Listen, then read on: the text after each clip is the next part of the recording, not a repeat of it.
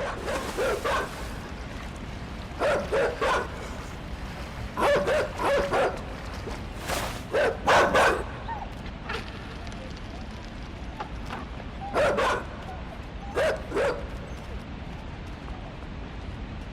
everyone!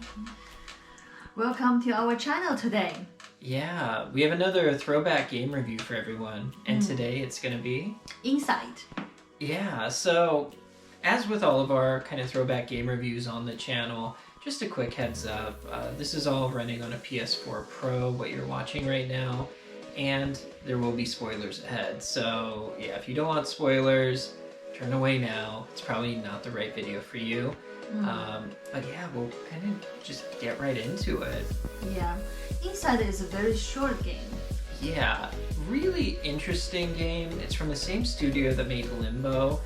And I kind of wanted to show you Limbo now after Inside because, yeah, Inside's just a really cool short game, 2D side-scroller. It is a 3D game, but I would say it's like 2.5D. It's 3D, but it's all on a two-dimensional plane that you're controlling the character. Yeah. Pretty much 2D to me. And yeah. I would say too, I really like how the story in this game is non-verbal. Actually, when Yajing beat the game, her and I had a conversation about what we think the game is about, and yeah, it's the beginning.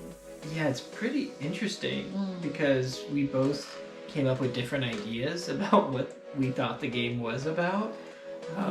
But they both make sense. Yes. Depends how you... Yeah, everybody's thinking differently. And I remember the first question I asked you is, why a bunch of adults chasing a boy? Yeah, and that goes right into it. You know, you play the game as this little boy. For the majority of the game, you're a little boy anyway. Yeah. And all these adults are chasing you, and they're like really trying to just end you. Like no matter what way, if they find you, you're done. Yeah, as soon as they see you, you're done. Yeah, and it's not just adults. There's dogs that chase you. Yeah, and weird sea animals. Yeah. Under the water. Yeah, like this floating, like little creature with long hair. Yeah. There's machines that try to end you. Yeah. If they catch you moving out of line, it'll zap you. Yeah. And you can control people's minds. Yeah. It's really weird. It's a very weird, and the very beginning, I just don't know what I was doing. I think it's for most of other games. At the beginning, I was like, where I am? Who am I? What I'm doing? Why these people are here? You know, these kind of questions. But this game is very unique. It's just a little boy. Yeah. Wear the red shirt, trying to running away from someone's.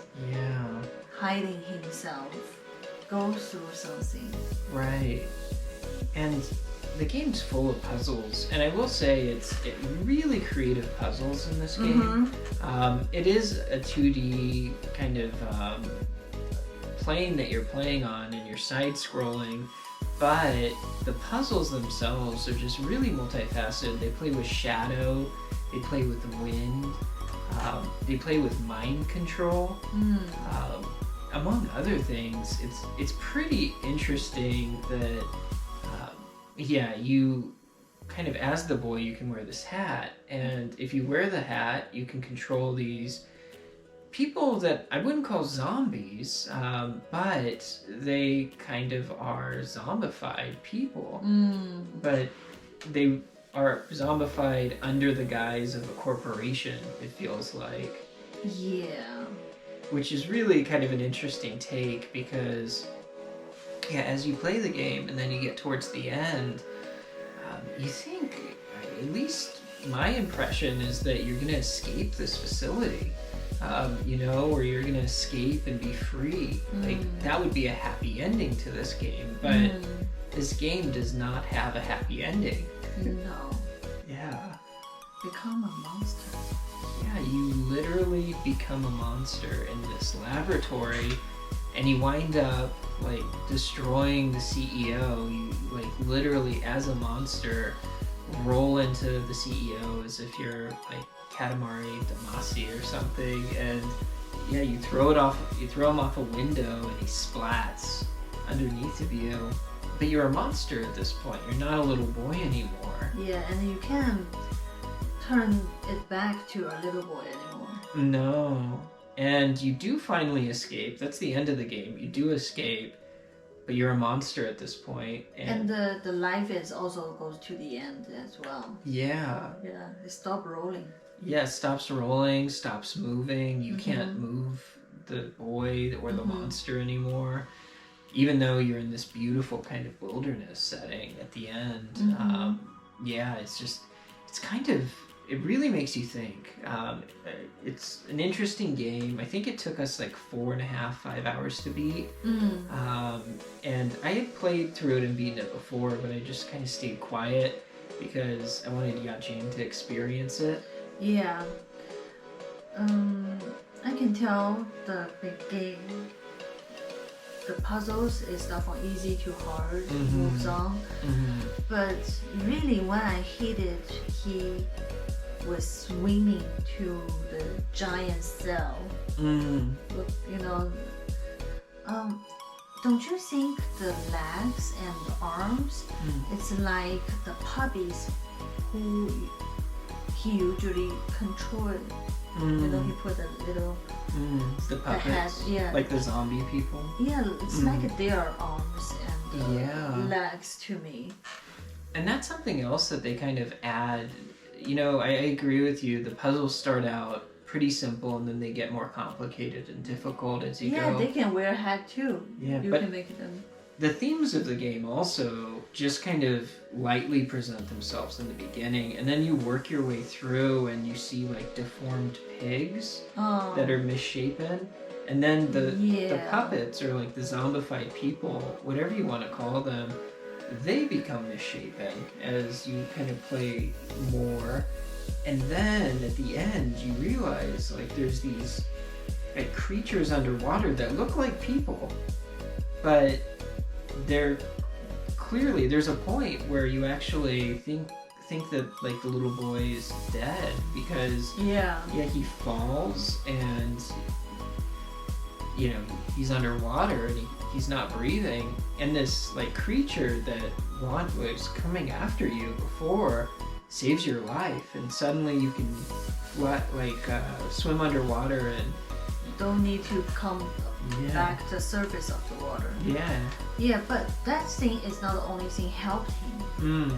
After he became monster, the lab people helped him too. Oh yeah, you're right. To solve some puzzles, almost through to the end. Yeah, but I had the feeling the lab people were helping you mainly to get you into that tank to try and lock you up. Yeah, like capture you. But you're right, it's really weird because it plays with these ideas of trust and like big companies and what you do if you trust them or not, and just experimentation that happens within companies. It's a very interesting kind of dynamic, and I think it's a very it's a game that makes you think, not just about the puzzles, but because there is no written story and no verbal story, you don't even have a face. You don't have eyes, eyebrows, nose, and mouth. Right. They're just these faceless kind of even the little boy. People. Yeah, even the little boy. He's just I think you project yourself onto him, you know. So what do you think what this game was talking to you? I think it's really about, and this is just me, I saw a lot of parallels with like the pharmaceutical industry, and you don't know everything that goes into the creation of medicine, but I saw a lot of that. There's animal experimentation shown throughout it, and then kind of mind control, which I don't think it's a direct correlation, but you know, just kind of propagandizing things definitely came across to me as a theme in the game. These people just controlled by this big company, and in reality they were making this monster, like this super monster, and they just wanted to control it and test it until you become part of that monster, break out. I have different thinking.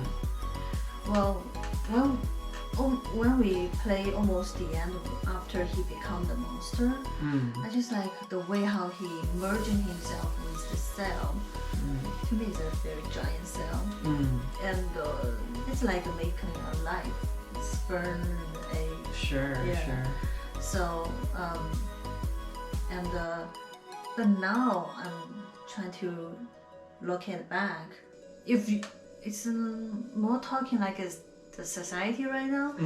If you want to be yourself, you don't want to like merging with other big group of people. Right. You're the unique one. They gonna make you become one of them. Right. Somehow like that. That makes sense. Yeah, if you don't want to join them, you keep running, you keep trying to be yourself, and at the end, you become monster. Yeah. Metaphorically. Yeah. I think the game's full of metaphor, and I think the story could make sense that way too. I'm glad we have different things of the game. It's a very unique game. Yeah, I think that's one of the most interesting thing about like independent games, especially if there's no written story and no verbal story. Like, it was really refreshing that we had two different takes, but similar kind of thought process about what the story was about, but ultimately along different kind of lines of thinking. And yeah, overall, I just thought it was a really great game, especially for just like a game you could literally beat in a day. Yeah, you want to forget it, because I think this game is not like the dungeon. A devious dungeon. So it's not simple. Yeah. But it's compared with that, it's more fancier. Yeah. And you can get into it very easily, because if you can solve the moment, like how, for example, if they chasing you if they drive a car chasing you, if you don't find the way how to pass it, you will stuck at this place for a while. If you don't cheat, if you don't get help from Google, you're gonna stuck here for a while. You have to find your own way to try different ways how to pass the car, also not get catched, or they will send a dog to chase you. How you run as fast as you could. Yeah, and then jump the fence, and then run back, jump the fence again. Yeah, and put the wood bars piece by piece. Yeah, it's really creative, and also once you figure it out, it's just like, oh, it's that easy. Yeah, it's so simple. Yeah. And I think that's like, magic tricks or anything that's good in life is always simple. It might look really complicated the first time you see it, but it's always a really simple solution with inside, and it always makes total sense with what you have at your disposal in the game, which isn't much. Yeah, and the game you tried really hard to use your own brain to figure out your own way to solve these issues. Yeah, to move to the next level, right? So I like this game. It's like it's like the game journey. So I think with that we're ready to go ahead and review this. What would you rate Inside on a scale of 1 to 5? 4. Okay, I was gonna give it a 4.5 out of 5 stars. I think it's a really good game. It's not expensive, and I had a good time with it. I just like they can develop more ways to play this game. There's a lot of the space they can go and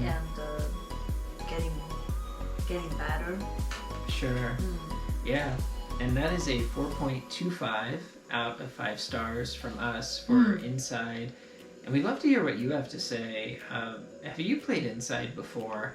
And if you have, what did you think? Do you think 4.5 out of 5 stars is high or not enough? Or do you think 4 is right about where it should be? Yeah. Did we check Google for when we played this game? No. Yeah. Tell us if you Yeah. checked the Googles. How many times you cheated? Yeah. We didn't. We almost. Every time we want to use it, and we just like, let's try it again. Yeah, it helps because I beat it before. And yeah, she would definitely ask me sometimes, like, oh, how do you do this? And I would just say, hide in the shadow. And she'd go, oh, I've been doing this. Yeah, I didn't know we can hide in the shadow in the first place. Yeah. But it's a very fun game. Definitely. And yeah, thank you as always for checking out the channel and this week's Throwback review video. We'll have another one up for you next week.